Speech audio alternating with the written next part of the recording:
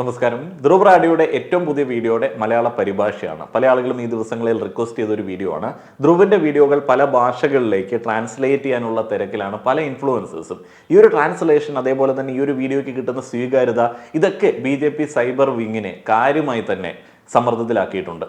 അതുകൊണ്ട് തന്നെ ധ്രുവിനെതിരെയും ഇത്തരത്തിൽ ട്രാൻസ്ലേറ്റ് ചെയ്യുന്ന ആളുകൾക്കെതിരെയും വലിയ ക്യാമ്പയിനുകളാണ് അവർ നടത്തിക്കൊണ്ടിരിക്കുന്നത്. ഇന്ന് നമ്മൾ ട്രാൻസ്ലേറ്റ് ചെയ്യുന്ന ഈ ഒരു വീഡിയോയിലും ധ്രുവിന്റെ കഴിഞ്ഞ ദിവസത്തെ കമ്മ്യൂണിറ്റി പോസ്റ്റിലും നമ്മൾ കണ്ട ഒരു സംഗതിയുണ്ട്. അദ്ദേഹത്തിനെതിരെ വരുന്ന ഒരു ക്യാമ്പയിൻ, ദേശദ്രോഹിയാക്കുക എന്ന് പറയുന്ന സ്ഥിരമായിട്ടുള്ള ഒരു നടപടി, ഇത്തവണ ഇത്തിരി കൂടെ ഓർഗനൈസ്ഡ് ആയിട്ടുള്ള രീതിയിലാണ് ധ്രുവിനെതിരെ ക്യാമ്പയിനുകൾ വരുന്നത്. അദ്ദേഹത്തിന്റെ ഭാര്യ, പിതാവ് പാകിസ്ഥാൻകാരനാണ്, IS-ഉമായിട്ട് ബന്ധമുണ്ട് എന്നുള്ള തരത്തിലുള്ള പ്രചാരണങ്ങളാണ്. ഇതെല്ലാം ധ്രുവ് കഴിഞ്ഞ വീഡിയോയിൽ പറഞ്ഞ ആ ഒരു വാട്സപ്പ് ഗ്രൂപ്പുകളിൽ കൂടെ ഇങ്ങനെ പ്രചരിപ്പിച്ചുകൊണ്ടിരിക്കുകയാണ്. ഇത്തരത്തിലുള്ള പ്രചാരണങ്ങൾ വരുന്ന സമയത്ത് അത് എങ്ങനെ വരുന്നു, എതുവഴി വരുന്നു എന്നുള്ളതൊക്കെ ഇന്ത്യയിലെ കോടാനുകോടി ജനങ്ങൾക്ക് മനസ്സിലായി. അതൊക്കെ മനസ്സിലാക്കി കൊടുത്ത ഒരു ഒറ്റയാൾ പോരാളിയായിരുന്നു ധ്രുവ്. BJPയെ അത്രയധികം സമ്മർദ്ദത്തിലാക്കിയ ഒരു വ്യക്തി വേറെ ഉണ്ടായിട്ടില്ല എന്ന് തന്നെ പറയേണ്ടി വരും. ഇന്ത്യൻ ജനാധിപത്യത്തെ പൂർവാധികം ശക്തിയോടെ, ശോഭയോടെ തിരിച്ചു കൊണ്ടുവരാൻ വേണ്ടിയുള്ള ധ്രുവ് അടക്കമുള്ള ആളുകളുടെ പരിശ്രമത്തിൽ നമ്മളെല്ലാവരും പങ്കാളികളാകുന്ന ഒരു കാഴ്ചയാണ് ഇപ്പോൾ കണ്ടുകൊണ്ടിരിക്കുന്നത്. ലോകം മുഴുവനുള്ള ഇന്ത്യക്കാർ ഈ ഒരു പരിശ്രമത്തിന് ഒപ്പമുണ്ട്. ധ്രുവിന്റെ വീഡിയോയുടെ ഡിസ്ക്രിപ്ഷൻ ബോക്സിൽ ഒരു ലിങ്ക് ഉണ്ട്. അല്ല എന്നുണ്ടെങ്കിൽ അദ്ദേഹത്തിന്റെ വീഡിയോയിൽ ഒരു QR കോഡ് ഉണ്ട്. അത് സ്കാൻ ചെയ്ത് കഴിഞ്ഞാൽ നിങ്ങൾക്ക് അദ്ദേഹത്തിന്റെ ഒഫീഷ്യൽ വാട്സപ്പ് ചാനലിലേക്ക് ലോഗിൻ ആവാൻ പറ്റും.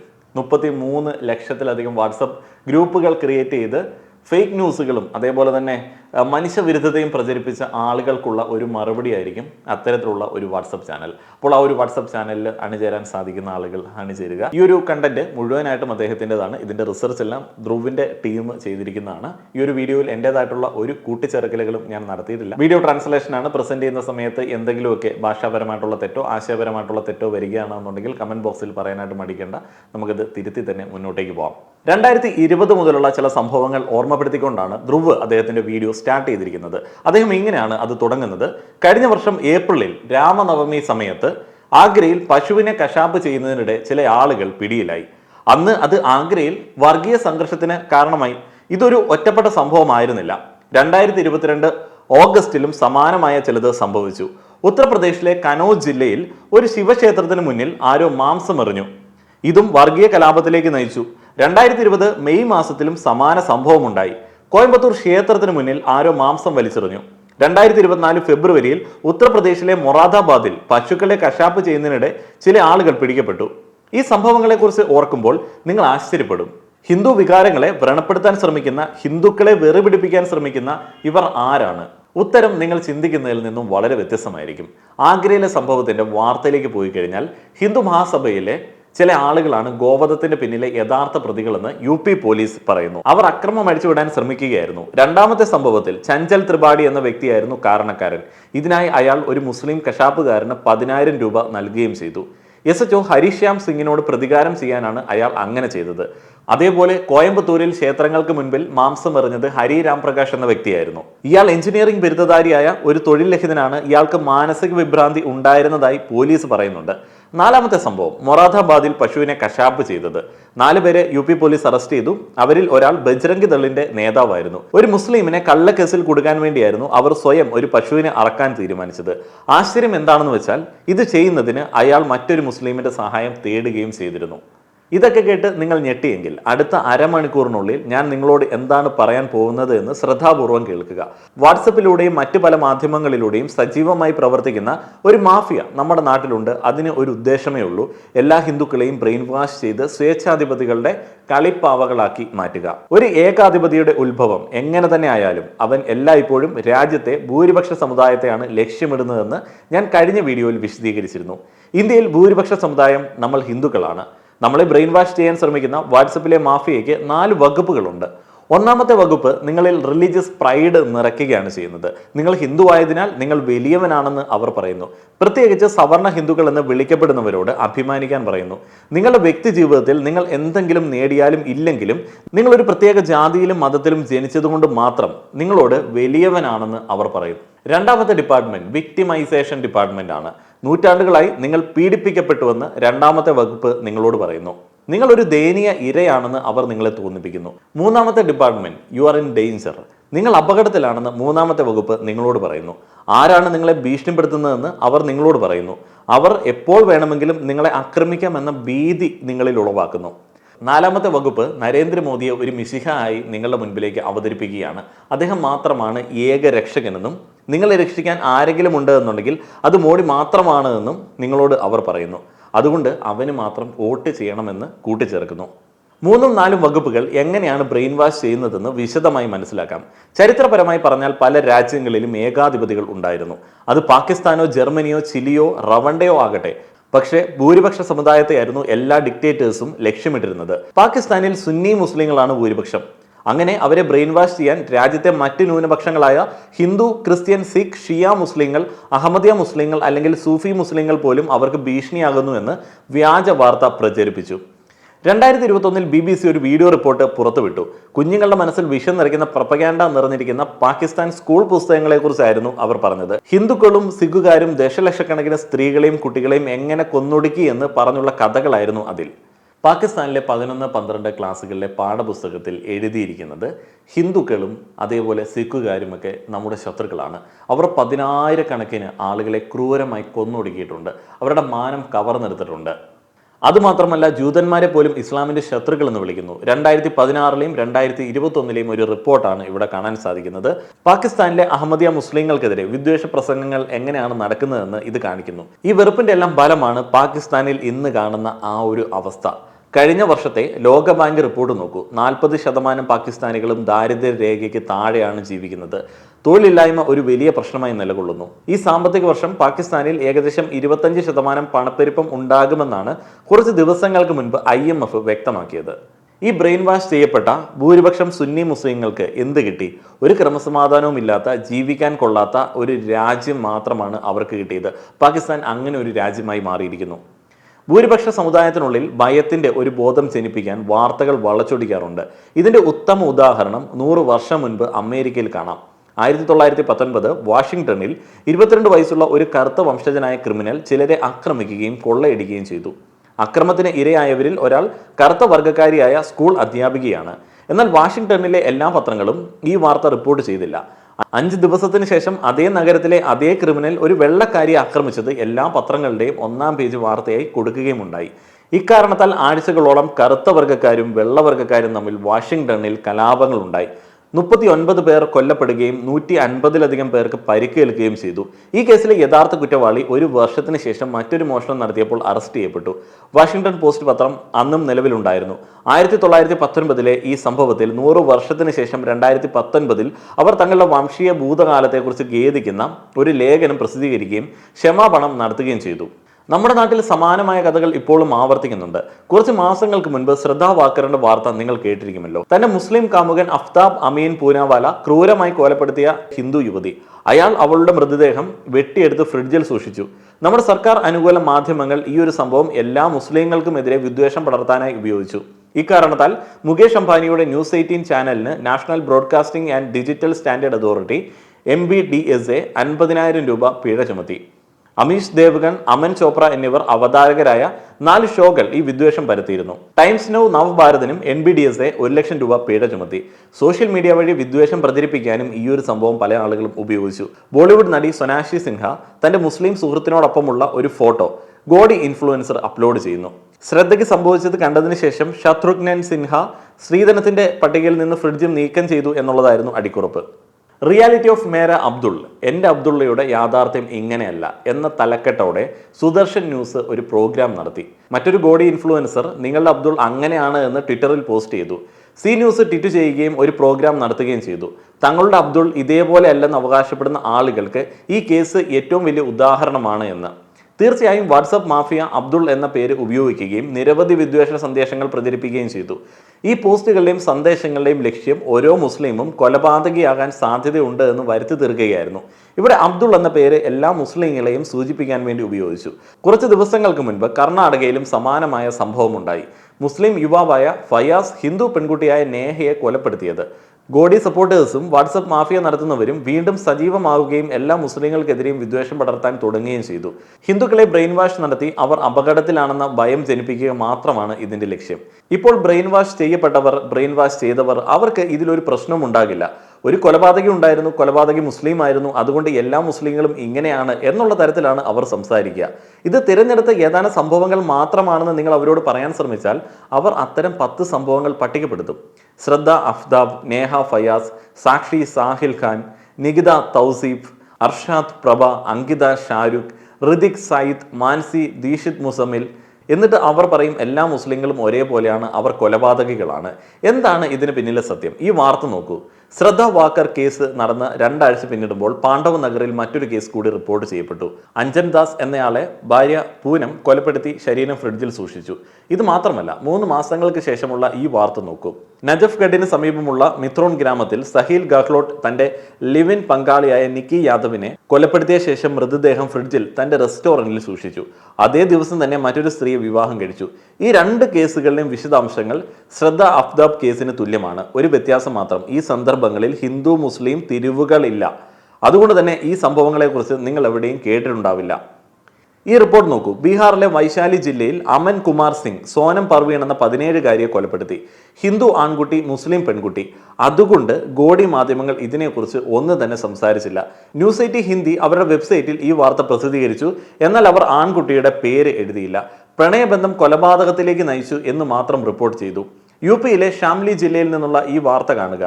ഈഷ എന്ന പെൺകുട്ടി വീട്ടിൽ നിന്ന് ഒളിച്ചോടി അൻഷുവുമായി പ്രണയ വിവാഹം കഴിച്ചു. അൻഷു ഈഷയെ മൂർച്ചയുള്ള ആയുധം കൊണ്ട് ആക്രമിക്കുകയും കൊലപ്പെടുത്തുകയും ശേഷം മൃതദേഹം കിണറ്റിലേക്ക് വലിച്ചെറിയുകയും ചെയ്തു. ചോദ്യം ചെയ്യലിന് ശേഷം ഭർത്താവ് അൻഷു കുറ്റം സമ്മതിച്ചതായി പ്രാദേശിക ASP പറഞ്ഞു. റസൂൽപൂർ ഗ്രാമത്തിൽ നിന്നുള്ള ഈ വാർത്ത നോക്കൂ. വിവാഹ അഭ്യർത്ഥന നിരസിച്ചതിന് 20-കാരിയായ ഗുൽനാസിനെ ഒരാളും സുഹൃത്തുക്കളും ചേർന്ന് ജീവനോടെ ചുട്ടുകൊന്നു. ആരായിരുന്നു ഇവിടെ പ്രതി? സതീഷ് കുമാർ റായ്. കഴിഞ്ഞ വർഷം സാക്ഷിയെയും സാഹിൽ ഖാനെയും കുറിച്ച് മാധ്യമങ്ങൾ സംസാരിക്കുമ്പോൾ ഇതിന് കുറച്ച് ദിവസങ്ങൾക്ക് മുൻപ് സമാനമായ ഒരു സംഭവം നടന്നിരുന്നു. ബീഹാറിൽ നിന്നുള്ള ഒരു തൊഴിലാളിയായ രാമാനുജ് സാഹു തന്റെ കുടുംബത്തെ കാണാൻ സൂറത്തിലേക്ക് പോയി. ഭാര്യ രേഖയുമായി വഴക്കിടുകയും രേഖയെ 10 തവണ കുത്തുകയുമായിരുന്നു. അവന്റെ 19 വയസ്സുള്ള മകൾ അമ്മയെ രക്ഷിക്കാൻ ശ്രമിച്ചപ്പോൾ അവൻ അവളെയും കൊലപ്പെടുത്തി. നജഫ്ഗഡിൽ നിന്നുള്ള ഈ വാർത്ത വീണ്ടും നോക്കൂ. വിപുൽ സിംഗ് എന്ന പേരുള്ള ഒരു മനുഷ്യൻ മുസ്ലിം സ്ത്രീകളെ അപമാനിക്കാനും പീഡിപ്പിക്കാനും പരസ്യമായി ആഹ്വാനം ചെയ്തു. കർണാടകയിൽ നിന്നുള്ള ഈ 5 മാസം പഴക്കമുള്ള റിപ്പോർട്ട് നോക്കൂ. പ്രവീൺ അരുൺ എന്ന 39-കാരൻ 21-കാരിയായ എയർ ഹോസ്റ്റസ് സഹപ്രവർത്തകയായ ഐനാസുമായി സൗഹൃദത്തിലായി. ഐനാസ് അവനുമായി സൗഹൃദം നിർത്തിയപ്പോൾ അവൻ അവളുടെ അമ്മയെയും മൂത്ത സഹോദരിയെയും 14 വയസ്സുള്ള സഹോദരനെയും കൊലപ്പെടുത്തുന്നു. വീണ്ടും ഒരു ഹിന്ദു പുരുഷനും മുസ്ലിം സ്ത്രീയും. അതിനാൽ പക്ഷപാതപരമായി മാധ്യമങ്ങൾ ഇതിനെക്കുറിച്ച് സംസാരിച്ചില്ല. നിങ്ങൾക്ക് ഇത് വാട്സപ്പിൽ വായിക്കാനും കഴിയില്ല. 20 ദിവസം മുൻപുള്ള ഈ വാർത്ത നോക്കൂ. 26-കാരിയായ റുക്സാർ എന്ന റിയയെ അവളുടെ ലിവിൻ പങ്കാളി കൊലപ്പെടുത്തി ശരീരം കബോർഡിൽ സൂക്ഷിച്ചു. വിപുൽ ടൈലർ എന്നയാളാണ് പ്രതി. ദൈനിക് ജാഗരണിൽ ഈ വാർത്ത പ്രസിദ്ധീകരിച്ചപ്പോൾ അവർ ലേഖനത്തിൽ എവിടെയും പെൺകുട്ടിയുടെ പേര് പരാമർശിച്ചില്ല. ഇപ്പോൾ ഈ വാർത്ത നോക്കൂ. ബാംഗ്ലൂരിൽ താമസിക്കുന്ന പ്രദീപ് റുക്സാന എന്ന പെൺകുട്ടിയുമായി അടുക്കുന്നു. ഇരുവർക്കും ഈ ഒരു ബന്ധത്തിൽ ഒരു കുട്ടി ഉണ്ടാവുന്നു. റുക്സാന വിവാഹത്തിന് നിർബന്ധിച്ചതിനെ തുടർന്ന് പ്രദീപ് അവരെ കൊല്ലുന്നു. കർണാടകയിൽ നിന്ന് അടുത്തിടെ വന്ന വാർത്തയാണിത്. കഴിഞ്ഞ 1-2 വർഷത്തിൽ സംഭവിച്ച നിരവധി കേസുകൾ ഞാൻ ലിസ്റ്റ് ചെയ്തിട്ടുണ്ട്. കൊലപാതകി ഹിന്ദു ആയിരുന്നു. അപ്പോൾ ഓരോ ഹിന്ദു മനുഷ്യനും പൊട്ടൻഷ്യൽ കില്ലേഴ്സ് ആണെന്ന് ഇവിടെ പറയാമോ? തീർച്ചയായും അല്ല. 55 മുതൽ 60 കോടി വരെ ഹിന്ദു പുരുഷന്മാരാണ് രാജ്യത്ത് താമസിക്കുന്നത്. എല്ലാ ഹിന്ദു പുരുഷന്മാരും ഇങ്ങനെയാണെന്ന് ഈ 20-30 കേസുകളുടെ അടിസ്ഥാനത്തിൽ പറയാൻ കഴിയില്ല. അതേപോലെ മുസ്ലിങ്ങളെ ജനറലൈസ് ചെയ്യാനും സാധ്യമല്ല. രാജ്യത്ത് ദശലക്ഷക്കണക്കിന് മുസ്ലിം പുരുഷന്മാരുണ്ട്. അവരെല്ലാം കൊലപാതകികളല്ല. നാഷണൽ ക്രൈം റെക്കോർഡ്സ് ബ്യൂറോയുടെ 2022 റിപ്പോർട്ട് അനുസരിച്ച് സ്ത്രീകൾക്കെതിരെ 4,50,000 കുറ്റകൃത്യങ്ങൾ നടന്നിട്ടുണ്ട്. ഈ 4,50,000 കുറ്റകൃത്യങ്ങളിൽ 28,522 FIRകൾ കൊലപാതകത്തിന് ഫയൽ ചെയ്തിട്ടുണ്ട്. അതിൽ 8,125 കേസുകളിലും ഇരകൾ സ്ത്രീകളാണ്. ഒരു വർഷത്തിനുള്ളിൽ 8,000-ലധികം കൊലപാതക കേസുകളാണ് റിപ്പോർട്ട് ചെയ്യപ്പെടുന്നത്. ഈ കൊലപാതകങ്ങളിൽ ചിലത് ഒരു മുസ്ലിം പുരുഷനും ചിലത് ഹിന്ദു പുരുഷനും ആയിരിക്കും നടത്തുന്നത്. എല്ലാ തരത്തിലുള്ള കോമ്പിനേഷനുകളും നിങ്ങൾക്ക് ഇവിടെ കാണാൻ സാധിക്കും. ഹിന്ദു പുരുഷൻ ഹിന്ദു സ്ത്രീ, മുസ്ലിം പുരുഷൻ മുസ്ലിം സ്ത്രീ, ഹിന്ദു പുരുഷൻ മുസ്ലിം സ്ത്രീ, അല്ലെങ്കിൽ മുസ്ലിം പുരുഷൻ ഹിന്ദു സ്ത്രീ. ഹിന്ദുക്കളും മുസ്ലിങ്ങളും മാത്രമല്ല, എല്ലാ മതങ്ങളുടെയും കോമ്പിനേഷൻ ഇവിടെ കാണാൻ സാധിക്കും. കാരണം 8,000 എന്നത് വലിയ ഒരു സംഖ്യയാണ്. ബ്രെയിൻ വാഷ് സംഭവിച്ചവർ സംസാരിക്കുന്നത് കൊലപാതകി മുസ്ലിം പുരുഷനും കൊല്ലപ്പെട്ടത് ഹിന്ദു സ്ത്രീയുമാണെന്ന് കാണുമ്പോൾ മാത്രമാണ്. എന്നാൽ ഹിന്ദു സ്ത്രീയെ ഹിന്ദു പുരുഷൻ കൊന്നുവെന്നോ മുസ്ലിം സ്ത്രീയെ ഹിന്ദു പുരുഷൻ കൊന്നുവെന്നോ കാണുമ്പോൾ ഈ കൂട്ടർ നിശബ്ദരാവുന്നു. മനുഷ്യത്വമുള്ള ഏതൊരു സാധാരണക്കാരനും സ്ത്രീകൾ പീഡിപ്പിക്കപ്പെടുന്ന ഇത്തരം സംഭവങ്ങൾക്കെതിരെ ശബ്ദിക്കും.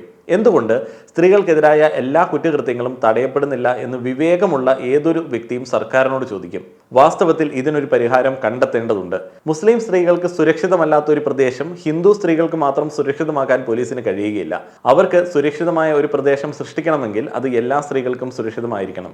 സെലക്റ്റീവ് രോഷമാണ് അവരുടെ ഏറ്റവും വലിയ ആയുധം. ഞാൻ നീതി ആവശ്യപ്പെടുകയാണെങ്കിൽ അത് നേഹയ്ക്കും റുക്സാനയ്ക്കും പീഡിപ്പിക്കപ്പെട്ട എല്ലാ ഹിന്ദു മുസ്ലിം സ്ത്രീകൾക്ക് വേണ്ടിയും ആവശ്യപ്പെടും. ഇങ്ങനെയുള്ള കേസുകളിൽ പോലീസിന്റെ അന്വേഷണം വേഗത്തിൽ ആക്കേണ്ടതുണ്ട്. രാജ്യത്ത് ആവശ്യത്തിന് പോലീസ് ഓഫീസർമാർ ഇല്ലെങ്കിൽ സംസ്ഥാന സർക്കാരുകൾ കൂടുതൽ പോലീസിനെ റിക്രൂട്ട് ചെയ്യേണ്ടതുണ്ട്.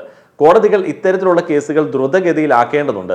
അവർ അതിനുവേണ്ടി അതിവേഗ വിചാരണ നടത്തേണ്ടതുണ്ട്. ഹിയറിംഗിനായി ഒരു കൂട്ടം തീയതികൾ നൽകുന്നത് അവർ അവസാനിപ്പിക്കേണ്ടതുണ്ട്. കൊലപാതകിക്ക്, അത് ഹിന്ദു ആയാലും മുസ്ലിം ആയാലും, കടുത്ത ശിക്ഷ തന്നെ നൽകേണ്ടതുണ്ട്. ഞാനിപ്പോൾ ഈ BJP-കാരെ ഇതേ കാര്യം പറയാനായിട്ട് വെല്ലുവിളിക്കുന്നു. ഒരു രാഷ്ട്രീയക്കാരനോ അവരുടെ ഒരു പ്രവർത്തകനോ ഇതേ കാര്യം പറയാനായിട്ട് കഴിയില്ല. അവർക്ക് ധൈര്യം ഉണ്ടാകില്ല. കാരണം ഇത് പറഞ്ഞാൽ അവരുടെ മുഴുവൻ സംവിധാനവും തകരും. ഹിന്ദുക്കളെ ബ്രെയിൻ വാഷ് ചെയ്യാനുള്ള ഒരേ ഒരു മാർഗമാണിത്. ഇതുകൂടാതെ അവരുടെ ബിസിനസ് പ്രവർത്തിക്കില്ല.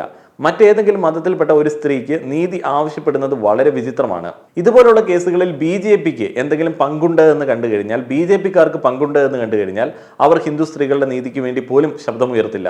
BJP ഭരിക്കുന്ന സംസ്ഥാനത്ത് ഒരു ഹിന്ദു സ്ത്രീയെ ഹിന്ദു പുരുഷൻ കൊലപ്പെടുത്തിയാൽ, അല്ലെങ്കിൽ പ്രതിക്ക് BJP ബന്ധമുണ്ടെങ്കിൽ അവരുടെ വാ പൂർണ്ണമായും അടഞ്ഞിരിക്കും.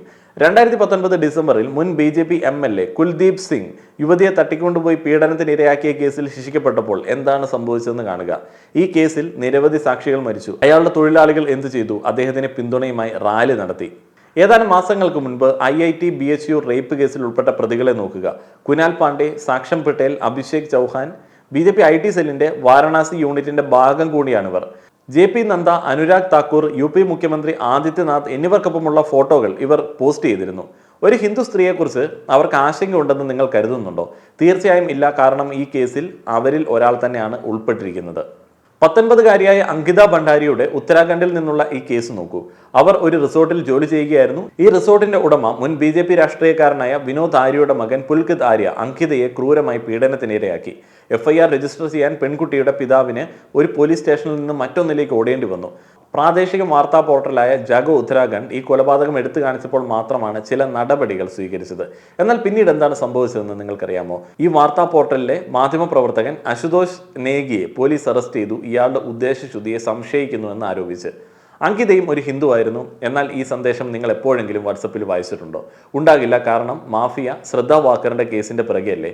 മുസ്ലിം സംഘടനയായ ജമാഅത്തെ ഇസ്ലാമി ഹിന്ദ് കുറ്റകൃത്യത്തെ അപലപിക്കുകയും കൊലയാളിക്ക് കഠിനമായ ശിക്ഷ നൽകണമെന്ന് ആവശ്യപ്പെടുകയും ചെയ്തു.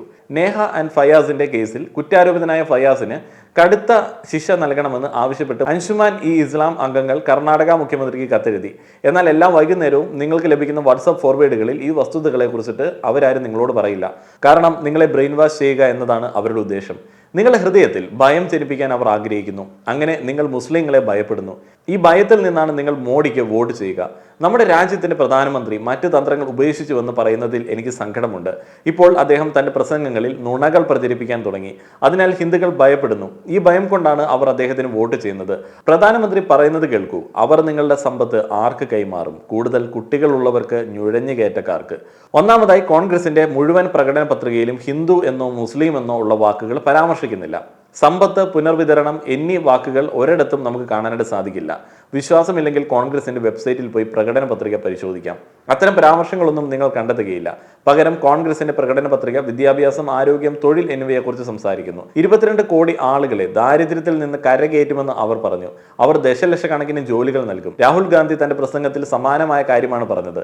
നരേന്ദ്രമോദി അദാനിക്ക് നൽകിയ പണം കോൺഗ്രസ് പാവപ്പെട്ടവർക്കും തൊഴിലാളികൾക്കും കർഷകർക്കും യുവാക്കൾക്കും നൽകും. രണ്ടാമതായി, അവരുടെ വാട്സ്ആപ്പ് മാഫിയ മുസ്ലിങ്ങൾക്കെതിരെ പ്രചരിപ്പിക്കുന്ന അതേ സ്റ്റീരിയോടൈപ്പ് പ്രധാനമന്ത്രി ലജ്ജയില്ലാതെ പങ്കുവയ്ക്കുന്നു. മുസ്ലിങ്ങൾക്ക് എപ്പോഴും കൂടുതൽ കുട്ടികൾ ഉണ്ടെന്ന്. പ്രധാനമന്ത്രിക്ക് 5 സഹോദരങ്ങളില്ലേ? UP മുഖ്യമന്ത്രി ആദിത്യനാഥിനെ നോക്കൂ. അദ്ദേഹത്തിന് 3 സഹോദരന്മാരും 3 സഹോദരിമാരുമുണ്ട്. മുസ്ലിങ്ങൾക്ക് കൂടുതൽ കുട്ടികൾ ഉണ്ടെന്ന ധാരണ അവർ സൃഷ്ടിച്ചു.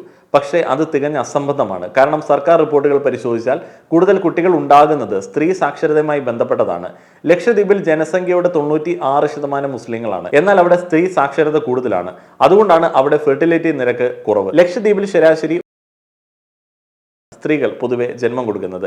എന്നാൽ രാജ്യവ്യാപകമായി ഈ ശരാശരി 2 ആണ്. ഇപ്പോൾ സ്ത്രീ സാക്ഷരത ഏറ്റവും കുറവുള്ള ബീഹാർ പോലുള്ള ഒരു സംസ്ഥാനം നോക്കുകയാണെങ്കിൽ ജനന നിരക്കിന്റെ കാര്യത്തിൽ ബീഹാർ ചാർട്ടിൽ ഒന്നാമതാണ്. ഈ പ്രാദേശികവൽക്കരിക്കപ്പെട്ട പ്രവണതയുള്ള ചില സ്ഥലങ്ങളിൽ മുസ്ലിങ്ങളുടെ ഫെർട്ടിലിറ്റി നിരക്ക് മറ്റു മതങ്ങളെ അപേക്ഷിച്ച് അല്പം കൂടുതലാണ്. സാക്ഷരതാ നിരക്കാണ് കാരണം. ചരിത്രപരമായി മുസ്ലിങ്ങളുടെ സാക്ഷരതാ നിരക്ക് എപ്പോഴും കുറവായിരുന്നു. എന്നാൽ ഇപ്പോൾ മുസ്ലിങ്ങൾക്കിടയിലെ ജനന നിരക്ക് ഏറ്റവും കുറഞ്ഞു വരികയാണ്. എന്നാൽ ഈ വസ്തുതയ്ക്ക് പ്രധാനമന്ത്രി മോദിക്ക് അറിയേണ്ടതുണ്ടോ? നമ്മൾ എല്ലാ ഹിന്ദുക്കളോടും ഇത് വിശദീകരിക്കേണ്ടതുണ്ട്. ഭയത്തിന്റെ ഈ ഒരു അന്തരീക്ഷം സൃഷ്ടിക്കാൻ യഥാർത്ഥ വാർത്തകൾ ഇല്ലാതാക്കുമ്പോൾ അവർ വ്യാജ വാർത്തകൾ പ്രചരിപ്പിക്കാൻ തുടങ്ങുന്നു. ശ്രദ്ധ വാക്കറിന്റെ കേസിൽ ഒരു ന്യൂസ് റിപ്പോർട്ടർ റഷീദ് ഖാൻ എന്ന വ്യക്തിയോട് സംഭാഷണം നടത്തുന്നു. അയാൾ ശ്രദ്ധ വാക്കറിന്റെ മർഡർ ന്യായീകരിക്കുകയാണ് ഉണ്ടായത്. അയാൾക്കെതിരെ FIR ഫയൽ ചെയ്ത് പോലീസ് അറസ്റ്റ് ചെയ്തപ്പോൾ കണ്ടെത്തിയത് എന്താണെന്ന് നിങ്ങൾക്കറിയാമോ? വികാസ് കുമാർ എന്ന കുട്ടി റഷീദ് ഖാനായി വേഷം കെട്ടിയതായിരുന്നു ആ ഒരു ഇന്റർവ്യൂവിൽ. ഹിന്ദു സ്ത്രീകൾക്കെതിരെ ഒരു കുറ്റകൃത്യം നടന്നിട്ടുണ്ടെങ്കിൽ അത് പ്രതികാര നടപടി ആയതിനാൽ കുഴപ്പമില്ലെന്ന് ന്യായീകരിക്കുകയായിരുന്നു ഈ പോസ്റ്റ്. ഇതിനെതിരെ ചില ഹിന്ദു അക്കൗണ്ടുകൾ രോഷാകുലരായി. എന്തുകൊണ്ടാണ് മുസ്ലിങ്ങൾ അവരെ ഇത്രയധികം വെറുക്കുന്നത് എന്ന് ചോദിച്ചു. വസ്തുതാപരമായി ഇത് പരിശോധിച്ച സമയത്ത് യൂസർ ID പവൻ ശർമ്മ എന്നാണ് കണ്ടെത്തിയത്. ഇയാളുടെ മറ്റൊരു പോസ്റ്റ് കണ്ടെത്തിയപ്പോൾ എന്തിനാണ് പേര് മാറ്റിയതെന്ന് ആരോ ചോദിച്ചൊരു കമന്റ് ഇട്ടിട്ടുണ്ടായിരുന്നു. അപ്പോൾ ആ മനുഷ്യൻ ചിരിച്ചുകൊണ്ട് ഇമോജികൾ നൽകി. പവൻ മുസ്ലിം ആകുമോ എന്ന് മറ്റൊരു കമന്റ് ചോദിച്ചു. പവൻ മറുപടി പറഞ്ഞു, just wait and see dear. ചില ആളുകൾ തങ്ങളുടെ വിദ്വേഷത്തെ പിന്തുണയ്ക്കുന്നതിനായി ഒരു തെറ്റായ വിവരണം സൃഷ്ടിക്കുകയും ഒരിക്കലും സംഭവിക്കാത്ത കാര്യങ്ങൾക്ക് മുസ്ലിങ്ങളെ കുറ്റപ്പെടുത്തുകയും ചെയ്യുന്നു. ഇസ്ലാമിന്റെയും മുസ്ലിം ജനതയുടെയും പ്രതിച്ഛായ തടസ്സപ്പെടുത്താൻ വേണ്ടി മാത്രം.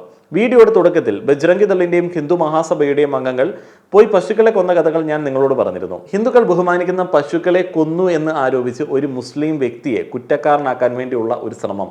ഇത് തന്ത്രപരമായ നീക്കമാണ് സുഹൃത്തുക്കളെ. അഭിഷേക് കുമാർ എന്ന ഐഡിയിൽ നിന്ന് വന്ന ഈ ഒരു വീഡിയോ നോക്കൂ. ഇതിൽ ചില പെൺകുട്ടികൾ ഒരാളുടെ പിന്നാലെ ഓടുകയാണ്, വടി കൊണ്ട് അടിക്കുകയും ചെയ്യുന്നുണ്ട്. ഈ വീഡിയോ പങ്കുവച്ച ആൾ പറയുന്നു, ഈ വീഡിയോ എവിടെയാണ് ചിത്രീകരിച്ചതെന്ന് തനിക്കറിയില്ല, എന്നാൽ ഹിന്ദു പെൺകുട്ടികൾ ലവ് ജിഹാദികളെ പാഠം പഠിപ്പിക്കാൻ തുടങ്ങിയതിൽ തനിക്ക് സന്തോഷമുണ്ട്. പക്ഷേ ഈ വീഡിയോ യഥാർത്ഥത്തിൽ 2018 UP നിന്ന് ചിത്രീകരിച്ചതാണ്. പെൺകുട്ടികളെ ശല്യം ചെയ്തതിന് കപിൽ ചൗഹാൻ എന്നയാളെ മർദ്ദിക്കുന്നതാണ് ദൃശ്യങ്ങളിൽ നമ്മൾ കാണുന്നത്. ഇതുപോലെ അക്രമങ്ങൾ നടത്തുന്ന മുസ്ലിങ്ങൾ ഉണ്ടാകില്ലെന്ന് ഞാൻ പറയുന്നില്ല, ഉണ്ടാകാം. ഹിന്ദു പേരുകൾക്ക് പിന്നിൽ തങ്ങളുടെ വ്യക്തിത്വം മറച്ചുവെച്ച് ഹിന്ദു പെൺകുട്ടികളെ കുടുക്കാൻ ശ്രമിക്കുന്ന മുസ്ലിങ്ങളും ഉണ്ടാകും. 2022 ജൂലൈ മുതൽ ഉത്തർപ്രദേശിലെ അസംഗഡിൽ നിന്നുള്ള ഈ കേസ് പോലെ ഹിന്ദു ക്ഷേത്രങ്ങൾക്ക് മുൻപിൽ തെറ്റ് ചെയ്ത മുസ്ലിങ്ങളുമുണ്ട്. ക്രമസമാധാനം എപ്പോഴും പാലിക്കപ്പെടണം, എല്ലാ കുറ്റവാളികളും ശിക്ഷിക്കപ്പെടണം. എന്നാൽ നിങ്ങളോട് കാണിക്കുന്നത് കഥയുടെ ഒരു വശം മാത്രമാണ്. പ്രചരിപ്പിക്കുന്ന ഈ വിദ്വേഷം മുസ്ലിങ്ങൾക്കെതിരെ മാത്രമല്ല, BJPക്കെതിരെ ശബ്ദമുയർത്തുന്ന ആരായാലും അവർക്കെതിരെ സമാനമായ പ്രചാരണങ്ങൾ നടത്തുന്നു. കോൺഗ്രസിന്റെ ഉദാഹരണം എടുക്കാം. കോൺഗ്രസ് നേതാവ് റഷീദ് അൽവി രാമന്റെ ഭക്തരെ പിശാചുകൾ എന്ന് വിളിച്ച ഈ വാർത്ത നിങ്ങൾ കേട്ടിട്ടുണ്ടോ? വാട്സപ്പിൽ മാത്രമല്ല പല ഗോഡി മാധ്യമ സ്ഥാപനങ്ങളും ഈ വാർത്ത ഏറ്റെടുത്തു. എന്നാൽ ഇത് തികച്ചും തെറ്റായ വാർത്തയായിരുന്നു. യഥാർത്ഥത്തിൽ റഷീദ് മൽവി പറഞ്ഞത് രാമായണത്തെക്കുറിച്ചാണ്. മേഘനാഥനുമായി യുദ്ധം ചെയ്ത ലക്ഷ്മണൻ അബോധാവസ്ഥയിലാവുകയും ഹനുമാൻ അവന് വേണ്ടി ജീവരക്ഷാ ഔഷധങ്ങൾ കൊണ്ടുവരികയും ചെയ്യുമ്പോൾ രാവണൻ ഋഷിവേഷം ധരിച്ച ചില രാക്ഷസന്മാരെ അയക്കുന്നു. ഈ ഭൂതങ്ങൾ ജയശ്രീറാം ജപിച്ചു. ആൽവി ഇതിനെക്കുറിച്ചിട്ടാണ് സംസാരിക്കുന്നത്. ഇത് BJPക്കാർക്ക് അറിയാമായിരുന്നു. പക്ഷേ കോൺഗ്രസ് മുസ്ലിങ്ങൾക്കൊപ്പമാണെന്നും ഹിന്ദുക്കൾക്ക് എതിരാണെന്നും കാണിക്കാൻ മനഃപൂർവ്വം അവർ ഈ ഒരു വാർത്ത ഉപയോഗിച്ചു. ഇതുപോലെ തന്നെയാണ് രവീഷ് കുമാറിന്റെ കാര്യത്തിലും സംഭവിച്ചത്. ഡൽഹി കലാപവുമായി ബന്ധപ്പെട്ട് വെടിയുതിർത്ത ടെററിസ്റ്റ് ഷാരൂഖ് എന്നയാളെ രക്ഷിക്കാൻ രവീഷ് കുമാർ അദ്ദേഹത്തെ ബ്രാഹ്മണനായ അനുരാഗ് മിശ്രയായി അവതരിപ്പിച്ചു എന്ന അടിക്കുറിപ്പോടെ ഒരു ക്ലിപ്പ് വാട്സപ്പിൽ പ്രചരിപ്പിച്ചു. അതുപോലെ രവീഷ് കുമാർ കാശ്മീർ പണ്ഡിറ്റുകളെ കുറിച്ച് സംസാരിച്ചിട്ടില്ല എന്ന തരത്തിലുള്ള നുണകളും പ്രചരിപ്പിച്ചു. ധ്രുവിനെ കുറിച്ചും ഇതുപോലെയുള്ള നുണകൾ വാട്സപ്പിലൂടെ പ്രചരിക്കുന്നുണ്ട്. ധ്രുവ് ഹിന്ദു അല്ല, മുസ്ലിമാണ്. അദ്ദേഹത്തിന്റെ ഭാര്യ പാകിസ്ഥാനിയാണ്. അമേരിക്കയായിട്ടും ദാവൂദ് ഇബ്രാഹിമായിട്ടും കണക്ഷൻ ഉണ്ട് എന്ന തരത്തിൽ വാർത്തകൾ പ്രചരിപ്പിക്കുന്നു. ആര് BJPക്കെതിരായി സംസാരിച്ചാലും ഒന്നെങ്കിൽ അവരെ മുസ്ലിമായോ അല്ലെങ്കിൽ പാകിസ്ഥാനിയായോ മുദ്രകുത്തും. ഇത്തരത്തിലുള്ള എല്ലാ ഗെയിമിന്റെയും ലക്ഷ്യം ഹിന്ദുക്കളിൽ ഭയം ജനിപ്പിക്കുക എന്നതാണ്. ഇനി ആരെങ്കിലും അവർക്കെതിരെ സംസാരിച്ചാൽ അവൻ ഹിന്ദു ആണെങ്കിൽ കൂടെ അവർ പറയും അവൻ ഹിന്ദു അല്ല എന്ന്. ആരെങ്കിലും ശബ്ദമുയർത്തിയാൽ അത് ഹിന്ദു അല്ല മുസ്ലിം എന്നാണ് അവർ വരുത്തി തീർക്കാൻ ശ്രമിക്കുന്നത്. ധ്രുവ് റാദിയുടെ അമ്മായി അച്ഛൻ പാകിസ്ഥാനിയാണ്. അദ്ദേഹത്തിന്റെ ഒരേ ഒരു മോളാണ് ജൂലി. ധ്രുവിന്റെ വീഡിയോ കാണുന്ന ആളുകൾക്കറിയാം ഇതൊന്നും സത്യമല്ല എന്ന്. പക്ഷേ വാട്സപ്പിൽ കൂടെ പ്രചരിക്കുന്ന ഈ നുണക്കഥകൾ ഈ മാഫിയ ബ്രെയിൻ വാഷ് ചെയ്ത ആളുകളിലേക്ക് എത്തുന്നു. അവർ അത് വിശ്വസിക്കുന്നു. വാട്സപ്പ് മാഫിയയുടെ മൂന്നാമത്തെ ഡിപ്പാർട്ട്മെന്റിന്റെ പ്രവർത്തനം ആളുകളുടെ ചിന്താശേഷിയെ സ്വിച്ച് ഓഫ് ചെയ്യുക എന്നതാണല്ലോ. അതിനാൽ എല്ലാവർക്കും അവയർനെസ് കൊടുക്കേണ്ടത് അത്യാവശ്യമാണ്, പ്രത്യേകിച്ച് ഹിന്ദു സമൂഹത്തിന്. നമ്മുടെ പോരാട്ടം രാജ്യത്തിന്റെ ഭരണഘടന സംരക്ഷിക്കാനാണ്, രാജ്യത്തിന്റെ ജനാധിപത്യം സംരക്ഷിക്കാനാണ്. നമ്മുടെ രാജ്യത്ത് എല്ലാം തികച്ചും ശരിയാണെന്നും സ്വേച്ഛാധിപത്യം ഇല്ല എന്നും തോന്നുന്നുണ്ടെങ്കിൽ കുറച്ചുനാൾ മുൻപുള്ള ഈ വാർത്ത നോക്കൂ. സൂറത്ത് ലോക്സഭാ സീറ്റിൽ എന്താണ് സംഭവിച്ചത്? കോൺഗ്രസ് സ്ഥാനാർത്ഥിയെ അയോഗ്യനാക്കി. ബാക്കിയുള്ള 8 സ്ഥാനാർത്ഥികൾ ചില ഒഴിവ് കഴിവുകൾ പറഞ്ഞ് സ്ഥാനാർത്ഥിത്വം പിൻവലിക്കുകയും ചെയ്തു. അതായത് തെരഞ്ഞെടുപ്പിന് മുൻപ് BJP ഈ സീറ്റിൽ വിജയിച്ചു. ഇത് മാത്രമല്ല, അരുണാചൽ പ്രദേശിലും സമാനമായ ചിലത് സംഭവിച്ചു. ഡൽഹിയിൽ മുനിസിപ്പൽ കോർപ്പറേഷൻ തെരഞ്ഞെടുപ്പിൽ തോൽക്കുമെന്ന് ഭയപ്പെട്ട് അവർ തെരഞ്ഞെടുപ്പ് നടത്താൻ അനുവദിച്ചില്ല. ഇതിനു മുൻപ് ചണ്ഡീഗഡ് തെരഞ്ഞെടുപ്പിൽ BJP വിജയിപ്പിക്കാൻ ബോധപൂർവ്വം തട്ടിപ്പ് നടത്താൻ ശ്രമിച്ചിരുന്നു. നമ്മുടെ രാജ്യം ഈ ദിശയിലാണ് മുന്നോട്ടേക്ക് പോകുന്നത് എന്നുണ്ടെങ്കിൽ ഉടനെ തന്നെ നമ്മൾ 1 നേഷൻ 0 ഇലക്ഷൻ സിറ്റുവേഷൻ എന്ന അവസ്ഥയിലേക്ക് എത്തും. തിരഞ്ഞെടുപ്പിന് മുൻപ് തന്നെ BJP സ്ഥാനാർത്ഥികൾ വിജയിച്ചുകൊണ്ടിരിക്കും. തിരഞ്ഞെടുപ്പിന് തന്നെ അർത്ഥമില്ലാത്ത ഒരു രാജ്യത്ത് ജീവിക്കാനായിട്ട് നിങ്ങൾ ആഗ്രഹിക്കുന്നുണ്ടോ? എന്നിങ്ങനെയുള്ള കുറേയധികം കാര്യങ്ങളാണ് അദ്ദേഹം ഈ ഒരു വീഡിയോയിൽ പറഞ്ഞിരിക്കുന്നത്. ട്രാൻസ്ലേറ്റ് ചെയ്യുന്ന സമയത്ത് ഒത്തിരിയധികം കാര്യങ്ങളുണ്ട്. അതുകൊണ്ട് തന്നെ പലതും ഞാൻ വായിച്ചാണ് നിങ്ങൾക്ക് എക്സ്പ്ലെയിൻ ചെയ്തത്. ഇതിലൊരു ആശയം നിങ്ങളിലേക്ക് എത്തിയെന്ന് വിശ്വസിക്കുകയാണ്. നിങ്ങളുടെ അഭിപ്രായങ്ങൾ പറയുക. അതേപോലെ അദ്ദേഹത്തിൻ്റെ വാട്സപ്പ് ചാനലിനെ കുറിച്ചിട്ട് ഞാൻ വീണ്ടും ഓർമ്മപ്പെടുത്തുകയാണ്. അദ്ദേഹത്തിൻ്റെ വീഡിയോയുടെ സ്ക്രീൻഷോട്ടിൽ നിന്ന് ആ ഒരു ലിങ്ക് ഞാനിവിടെ കൊടുത്തേക്കാം. ഇത് സ്കാൻ ചെയ്ത് കഴിഞ്ഞാൽ നിങ്ങൾക്ക് അദ്ദേഹത്തിൻ്റെ വാട്സപ്പ് ചാനലിൽ അംഗങ്ങളാവാനായിട്ട് സാധിക്കും. അപ്പോൾ ഈ ഒരു പോരാട്ടത്തിൽ ധ്രുവിനൊപ്പം അണിചേരാനായിട്ട് അദ്ദേഹം നിങ്ങളെ വിളിക്കുന്നു. നമുക്ക് അണിചേരാം. നന്ദി.